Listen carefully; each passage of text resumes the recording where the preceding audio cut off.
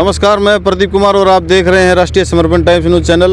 और इस वक्त हम बहादुरगढ़ के टिकरी बॉर्डर पर है और हमारे साथ में एक ऐसे शख्स है जो एससी वर्ग से आते हैं, लेकिन किसान आंदोलन को लगातार शुरू से ही सपोर्ट कर रहे हैं। और आपको बता दें कि भले ही लोग कितने ही चिल्लाते रहे हैं कि जातिवाद ख़त्म हो गया है, छुआछात ख़त्म हो गई है, लेकिन आपको यहाँ पर ये बता दें कि छुआछात और जातिवाद बिल्कुल भी ख़त्म नहीं हुई है। किसान आंदोलन ने ज़रूर भाईचारा बनाने का एक मिसाल पेश की है, लेकिन दूसरी तरफ अगर हम बात करें कोई विशेष वर्ग की जो शुरू से ही एससी वर्ग पर शोषण करता आया है, तो ककराना एक इसका जीता जागता उदाहरण है। हरियाणा के अंदर वहाँ पर एक मंदिर में एससी जो कैंडिडेट हैं उन लोगों को प्रवेश नहीं करने दिया जाता है। और इसी के चलते संदीप शास्त्री जी, जो कि प्रसिद्ध समाज सेवी है और इस विषय को लेकर के लगातार काफ़ी लंबे समय से काम कर रहे हैं, उनके साथ आज इस बारे में बात करेंगे कि ककराना के मामले को लेकर क्या कहना है। क्योंकि कुछ लोग कहते हैं कि जातिवाद खत्म हो चुका है, लेकिन जातिवाद बिल्कुल ख़त्म नहीं हुआ है। उसके जीते जागते उदाहरण है संदीप शास्त्री जी। संदीप शास्त्री जी, क्या कहना चाहोगे उन लोगों को जो जातिवाद को कह रहे हैं कि कुछ नहीं है?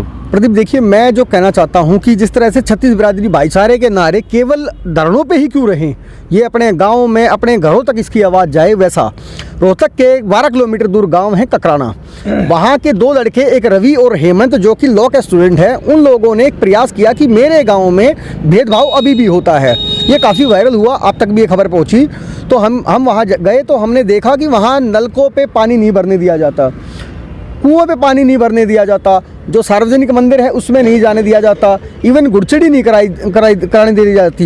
ये आज 2021 की मैं घटना बता रहा हूँ और मैं बड़ा आश्चर्यचकित होता हूँ कि ऐसा अभी है, जबकि हम भाईचारे के लिए लड़ रहे हैं। जब चाहे हमारी संख्या कम है, लेकिन हम लड़ तो रहे हैं ना भाईचारे के लिए।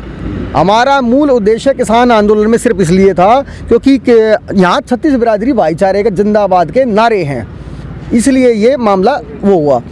अब वहाँ क्या हुआ कि उन लोगों को अल्टीमेटम दे दिया। उन लोगों ने अल्टीमेटम दिया ग्राम पंचायत को कि ग्राम पंचायत 1 महीने में ये सारे प्रतिबंध हटा ले।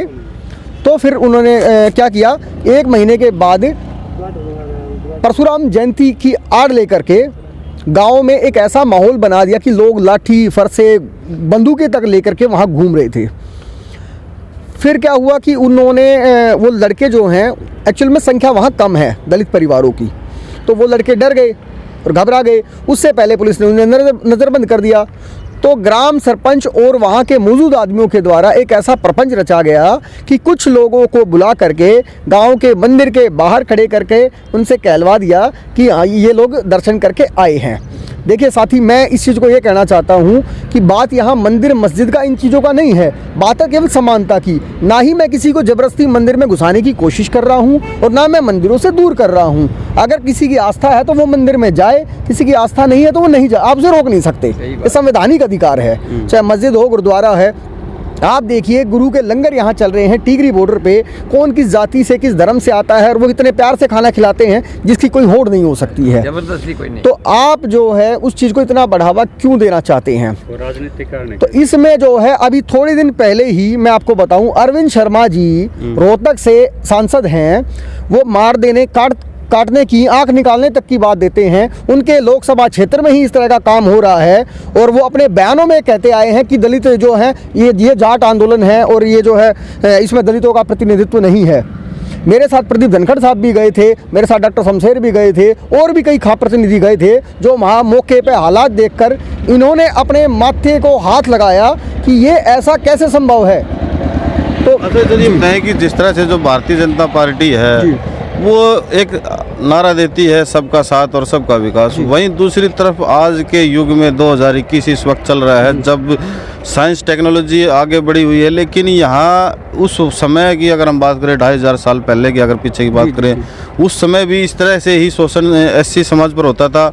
लेकिन आज बहुत सारे लोग हैं, खुद बीजेपी के लोग हैं, वो ये बोलते हैं कि जातिवाद नहीं है, भाईचारा है, कई ऐसी तमाम बातें करते हैं, लेकिन ज़मीनी स्तर पर आज भी वही चीज़ जो है पीछे जो सदियों से चली आ रही है, आज भी वही है। देखिए प्रदीप, ये जो है परंपराओं का हवाला दे करके इस देश में जो तमाशा किया गया, आज से मैंने एक बड़ी वहाँ कड़वी तौर पे एक बात रखी थी कि सती प्रथा भी एक समय में प्रथा थी, लेकिन वो बुरी प्रथा थी इसलिए समाज ने उसको नकार दिया। बाल विवाह भी एक बुरी प्रथा थी इसलिए समाज ने उसको नकार दिया। तो कुल मिला के अगर कोई ऐसे पाखंड या फिर आडंबर फैलाने वाली कोई या बुरी कोई प्रथा है जो भाई से भाई को इंसान से दूर करती है, उस प्रथा को जितना जल्दी हो सके उतना मिटा देना चाहिए। करना चाहिए। अच्छा जी। अच्छा सर, ये बताएं कि बहुत प्रोपेगेंडे जो है किसान आंदोलन को ख़त्म करने के किए गए हैं। यहाँ पर आंदोलन जी भी कहा गया है। 26 जनवरी को जिस तरह से जो घटना हुई उसको आप देख सकते हैं। दूसरा, कई ऐसे प्रोपेगेंडे जो रचे गए हैं कि किसान आंदोलन कैसे न कैसे करके ख़त्म किया जाए। जी। तो ये जो ककराना की जो घटना है, इसको आप किस तरह से देखते हैं? कहीं इसके पीछे कुछ राजनीतिक कोई बात तो नहीं है? देखिए, मैं आपको थोड़ा सा और पीछे लेके चलता हूँ। जींद के पास गांव है छातर, खप्पड़, एक आधा गांव और पीछे है, उचाना में है शायद, मुझे उसका कंफर्म नहीं। तो छातर में है, खापड़ में है और एक ककराना। इन लोगों को टारगेट क्यों किया जा रहा है? हमारे लोगों को, क्योंकि हमारी जो भाई बिरादरियां हैं, उन मेरी भाई बिरादरियों के साथ हमारे संबंध को ख़राब करने की ये कहीं ना कहीं राजनीतिक साजिश नज़र आती है मुझे।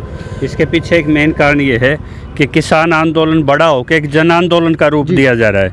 शांतिपूर्वक आंदोलन रहा है, अहिंसक रहा है, आंदोलन के लिए सारी शर्तें पूरा करता है। तो बड़ा अच्छा है कि इसको एक जाति पे फिक्स कर दो। एक वोटों का ध्रुवीकरण करने के लिए छात्र हो गया, ककराने के, हरियाणा के 5-4 गाँवों में इस तरह की कोशिश की गई हैं। ये बीजेपी का एक प्रोपेगेंडा है। और जो भी वर्ग जुड़े हुए हैं, माइनॉरिटी है चाहे मुस्लिम है, संविधान को ख़त्म करने के लिए कहीं यूसीसी कोड का सहारा लिया जा रहा है। और परसों भी एक ये कमीशन का बयान लगा हुआ है मुख्य पेपरों में। तो एक साजिश है ये कि आंदोलन को छोटा कर दिया जाए, जबकि आंदोलन बड़ा जन आंदोलन बनता जा रहा है। जो आप देख रहे हैं, ये 27-28 राज्यों में फैला, प्रधानमंत्री को नमस्तक होना पड़ा। तो इस तरह के प्रोपेगेंडे, जो मनुवादी संस्कृति और जो बाजार, दो ही तो ताकत है बीजेपी के पीछे। और इस आंदोलन की ताकत क्या रही है कि इसमें कोई जाति का प्रभाव नहीं रहा, सेक्युलर रहे हैं, सब धर्मनिरपेक्ष रहे हैं, सभी भाइयों ने एक जगह खाना खाया है, शहादतें दी हैं। तो ये उल्टा है उस राजनीति से।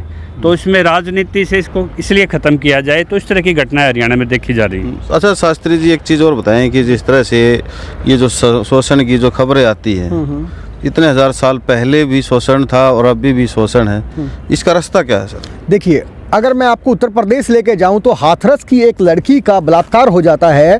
उस पर इतना टाल मटोल की गई जिसकी आज तक के कोई ज़्यादा ठोस कार्रवाई नहीं हुई। ऐसे ही दिल्ली कैंट में हमने देखा कि शमशान घाट के अंदर एक 9 साल की बेटी का वो हुआ। ये मुद्दे तो हमने खूब उठाए हैं। ये शोषण की प्रक्रिया धीरे धीरे उठेगी जब हम भाईचारे के साथ जुड़ेंगे। और दूसरा, हम पाखंडों से दूर रहेंगे। मेरा जो ये मंदिर की लड़ाई नहीं है, मैं आपको इस बात में करेक्ट कर दूं, ये समानता की लड़ाई है। जो संवैधानिक अधिकार है, संवैधानिक अधिकार कहते हैं कि जो सार्वजनिक स्थानों की जो उपयोग की वस्तुएं हैं, उनसे आप किसी भी जाति, धर्म, लिंग, नस्ल के तौर पर उनको अलग नहीं कर सकते। मेरी लड़ाई सिर्फ संविधान बचाने की है। ये मंदिर या मस्जिद में घुसाने की लड़ाई नहीं है जी। तो आपने देखा जिस तरह से जो शास्त्री जी ने ककराना की घटना को लेकर, और भी भारत देश के अंदर बहुत सी जगह पर ये जाते हैं, उन्होंने किस तरह से स्पष्ट कहा है कि जातिवाद आज भी है, भेदभाव आज भी है। जाति है कि जाति नहीं है। मैं यहाँ पर एक चीज़ और आपको यहाँ पर क्लियर कर दूँ, बहुत सारे लोग इस मिशन में लगे हुए हैं, इस काम में लगे हुए हैं, लेकिन कहीं ना कहीं चूक जरूर है। क्योंकि एक महापुरुष कबीर साहब हुए हैं, उन्होंने कहा था, उनके सामने एक वो बकरी रखते थे तो बकरी मंदिर में घुस गई थी। तो ब्राह्मण उस कबीर साहब के पास आकर बोलते हैं कि तुम्हारी बकरी मंदिर में घुस गई।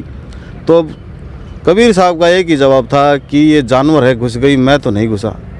तो बहुत सारी बातें हैं, समाज के अंदर भी कुछ कमियां हैं, तभी ये शोषण हो रहा है। भाईचारा जरूर बनाने की बातें की जाती है, लेकिन ज़मीनी स्तर पर कुछ और ही नज़र आता है।